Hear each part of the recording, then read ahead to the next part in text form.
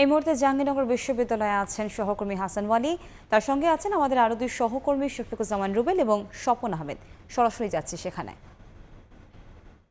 ৩০ বছর পর অনুষ্ঠিত হওয়া জাহাঙ্গীরনগর বিশ্ববিদ্যালয় কেন্দ্রীয় ছাত্র সংসদ জাকসু নির্বাচনের ভোট গ্রহণ শেষে ৩২ ঘন্টা পার হলেও এখনও ভোট গণনা শেষ করতে পারেনি বিশ্ববিদ্যালয় প্রশাসন, নির্বাচন কমিশন। এর মধ্যে নানান নাটকীয়তার মধ্য দিয়ে দিন পেরিয়েছে। নির্বাচন কমিশনের একজন সদস্য পদত্যাগ করেছেন। নির্বাচনে জাতীয়তাবাদী ছাত্রদল সহ 3টি প্যানেল ভোট বর্জন করেছে। অন্যান্যরা দ্রুত নির্বাচনের ফলাফল যাতে করে ঘোষণা করা হয় তার জন্য অবস্থান কর্মসূচি পালন করছে। এসব ঘিরেই আসলে জাকসু নির্বাচন নিয়ে কথা বলতে চাই। আমরা এখনও রয়েছি জাকসু নির্বাচনে ভোট গণনা হচ্ছে যেই ভবনটিতে, তার নিচে আমার সঙ্গে রয়েছেন আমার দুই সহকর্মী শফিকুজ্জামান রুবেল এবং স্বপন আহমেদ। শুরুতেই শফিকুজ্জামান রুবেল, আপনার কাছে আসতে চাই। আপনি সারাদিনে একেবারে সিনেট ভবনের ভেতরে যেখানে ভোট গণনা চলছে সেই জায়গাটিতে মাঝখানে বেশ কিছু সময় বিরতি, একজন শিক্ষিকা দায়িত্বরত অবস্থায় মারা যান, সব মিলে শিক্ষার্থীদের বিক্ষোভ আমরা দেখেছি। এখন আসলে ভোট গণনার অবস্থানটা কিরকম, অগ্রগতিটা আসলে কিরকম? হ্যাঁ ওয়ালি, আমি আসলে আজকে ভোর থেকে মূলত ভোট গণনা যে কক্ষে সিনেট ভবনে সেখানে ছিলাম। মূলত এইখানে যে প্রবলেমটা হয়েছে জাকসু নির্বাচনে, আমরা ডাকসু নির্বাচনে কি দেখেছি যে ভোট শেষে গণনা হয়েছিল মেশিনে, সেইটা কিন্তু এখানে যে ওএমআর যে মেশিনটি সেটা কিন্তু কেনা হওয়ার পরেও সে আপনারা জানেন যে সেটা নিয়ে একটা ঝামেলা হয়, ছাত্রদল ভেটো দেয়, তারপরে কিন্তু সেটা বন্ধ হয়। এরপরে মূলত ডিসাইড হয় যে হাতে গণনা করা হবে সনাতন পদ্ধতিতে ম্যানুয়ালি। তখনই মূলত দেখা যায় যে প্রথমে তারা চিন্তা করেছিল এটা খুব হয়তো বা তাড়াতাড়ি করবেন, এজন্য তারা 4টি বেঞ্চ বসায় ভিতরে তার লোকবল নিয়ে শুরু করে। কিন্তু দেখা গেল যে সেটা গতকালকে রাত্রে 10টার পর থেকে ভোর 6টা পর্যন্ত দেখা গেছে মাত্র 6টি হলের, তাও হল সংসদের ভোট গণনা সম্ভব হয়েছে। তারপর আজকে ভোর থেকে কিন্তু তারা আরও 2টি বেঞ্চ বাড়িয়েছে। তারপরে দেখা গেল যে সারাদিনে যখন গণনা হলো, মানে লোকবল বাড়িয়েছে আর কি, লোকবল বাড়িয়েছে, 2টো বেঞ্চ বাড়িয়েছে। তখন দেখা গেল যে তারা তারপরেও তাদের যেই ম্যানুয়ালি সিস্টেম সেখানে কোনোভাবেই যেই ধীরগতি, সেই ধীরগতির থেকে কোনোভাবেই তারা রেহাই পেল না। মূলত সারাদিন শেষে দেখা গেল যে মাত্র 10 থেকে 12টি হল, এবং শেষ পর্যন্ত বিকেল পর্যন্ত গিয়ে নানান নাটকীয়তার মধ্যে দিয়ে বিকেল পর্যন্ত গিয়ে দেখা গেল যে মাত্র হল সংসদেরই শুধুমাত্র 18টি হলের ভোট গণনা সম্পন্ন। এরপর কেন্দ্রীয় সংসদের ভোট গণনা তো বাকি ছিল। আপনি জানেন যে হল সংসদে যে 15টি পদ থাকে, আবার কেন্দ্রীয় সংসদে 25টি পদ থাকে, তো কেন্দ্রীয় সংসদের পদের সংখ্যা আরও বেশি। এরপরে বাদল বিপত্তি, যারা রিটার্নিং কর্মকর্তা, যারা শিক্ষার্থী, যারা প্রার্থী, তারা এক ধরনের ক্ষোভ প্রকাশ করলো যে যেখানে ডাকসুর মতো এত বৃহৎ পরিসরের একটি নির্বাচন ছিল, প্রায় 40,000 ভোটার, 30,000 কাস্ট হয়েছে, এখানে 12,000 ভোটার, 8,000-এর মতো কাস্ট হয়েছে। তারপরেও এই যে 2 দিন ব্যাপী 1.5 দিন ব্যাপী যে গণনা, সেটা নিয়ে ওরা ক্ষোভ প্রকাশ করলো। তারা বললো যে মেশিনের মাধ্যমে বাকি ভোটটুকু গণনা করা যায় কিনা। এরপর আমরা দেখলাম যে মিটিং হলো, ভিসির সাথে, নির্বাচন কমিশনারদের সাথে মিটিং হলো।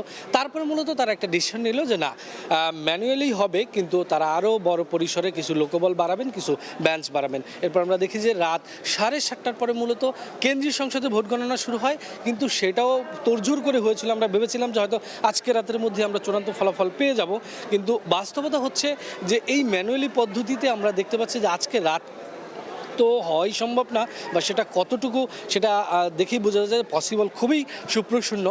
কালকের দিনেও মোটামুটি গড়িয়ে যেতে পারে, সেটা এখন পর্যন্ত যদি বলি যে সর্বশেষ মাত্র 12টি হলের ভোট গণনা চলছে, তাও আবার কেন্দ্রীয় সংসদের 21টি হলের মধ্যে। এ হচ্ছে একদম শেষ।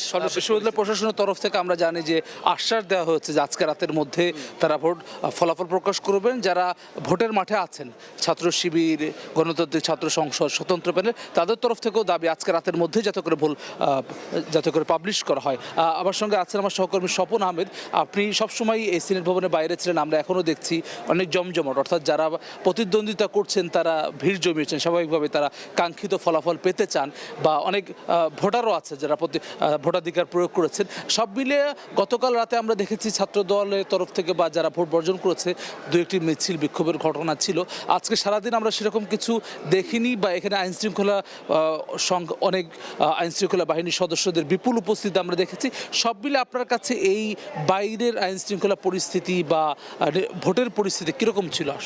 আসলে ভিতরে যেরকম ভোট গণনায় ডিলে হচ্ছে, সেই ধাপটা আসলে কিন্তু কিন্তু আমরা বাইরেও লক্ষ্য করেছি। কেননা যারা ভোট বর্জন করেছেন তাদের সংখ্যা এখানে উপস্থিতি না থাকলেও যারা আসলে এখন পর্যন্ত টিকে আছেন, অর্থাৎ যারা ফলাফলের জন্য এখন পর্যন্ত অপেক্ষা করছেন, বিকেলের পর থেকে কিন্তু তাদের আমরা দেখতে পেয়েছি। কেননা তারা যখন এখানে আসেন তাদের মুখে একটাই কথা ছিল যে তারা এত সময় পার হওয়ার পরেও কেন তারা ফলাফল আসলে দিতে পারছেন না, এটি কিন্তু তারা বলছেন। পাশাপাশি আমরা বিকেল যখন এই সময়টি গড়ে যায় তারপরে আমার সহকর্মী রুবেল যেটি বললেন যে তারপরে ভিসি মহোদয়ের সাথে এবং নির্বাচন কমিশনের সাথে একটি বৈঠক হয় এবং তারপরে তাদের যে দাবিগুলো ছিল সেই দাবিগুলো বাস্তবায়নের লক্ষ্যেই কিন্তু উপাচার্য সহ যারা নির্বাচন কমিশনের ছিলেন তারা কিন্তু একটি ব্যবস্থা নেয় এবং এর প্রেক্ষিতেই ভোট গণনার প্রক্রিয়া যাতে আরও দ্রুত হয় সেই প্রক্রিয়া কিন্তু ইতিমধ্যে আমরা দেখতে পাচ্ছি। যদিও এখন পর্যন্ত বাহিরে আসলে সাধারণ শিক্ষার্থী সহ এখনও যারা বিভিন্ন প্যানেল থেকে নির্বাচন করেছেন, এখন যারা টিকে আছেন তারাও কিন্তু এখন অবস্থান করছেন এবং তারা একইভাবেই বলছেন যে এত সময় কেন আসলে লাগবে। তাদের মুখে একটাই কথা যে অতি দ্রুত তারা আসলে এই ফলাফলটি চান। পাশাপাশি আপনি নিশ্চয়ই ইতিমধ্যে জেনে গেছেন যে ইতিমধ্যে নির্বাচন কমিশন থেকে একজন সদস্য তিনি কিন্তু পদত্যাগ করেছেন। তিনি কিন্তু একটি অভিযোগ রেখে গেছেন। তিনি বলেছেন যে তিনি নিজে, অর্থাৎ তার নাম হচ্ছে অধ্যাপক মাফরুফি সাত্তার, তিনি যে অভিযোগটি করেছেন সেটি হচ্ছে যে তিনি নিজেই বলেছিলেন যে এই ভোট গণনার ক্ষেত্রে কিছুটা বৈষম্য হচ্ছে, এই কথাটি তিনি বলেছেন।